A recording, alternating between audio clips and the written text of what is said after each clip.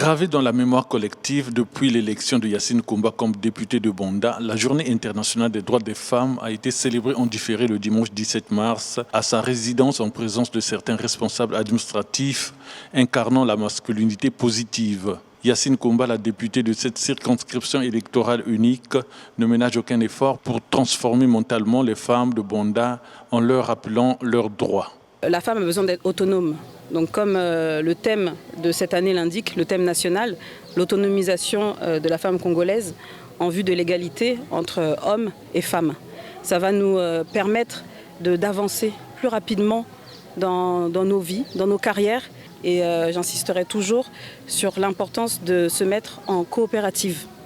La masculinité positive, c'est important, mais il faut qu'on soit autonome, surtout dans nos milieux ruraux. C'est très important. C'est aussi pour rappeler le rôle de la loi Mouebara et de leur indiquer aussi que le numéro vert existe depuis 2018, le 1444. C'est extrêmement important de le rappeler et donc accessible avec tous les opérateurs téléphoniques. Ces enseignements ne sont pas tombés dans les oreilles des sourdes.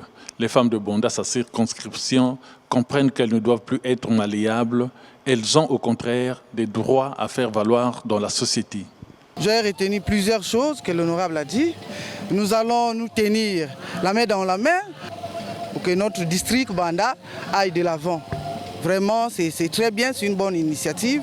J'ai apprécié cette initiative et elle doit être continuelle. Hein. Toujours dans le cadre de cette célébration, Yacine Coumba a participé à un culte à l'église protestante avant de faire ce don de médicaments, de moustiquaires et de mousse au centre de santé intégré de la localité. La 114e journée des droits des femmes a été célébrée au Congo sous ce thème « Intensifier l'autonomisation des femmes congolaises pour parvenir à l'égalité des sexes ».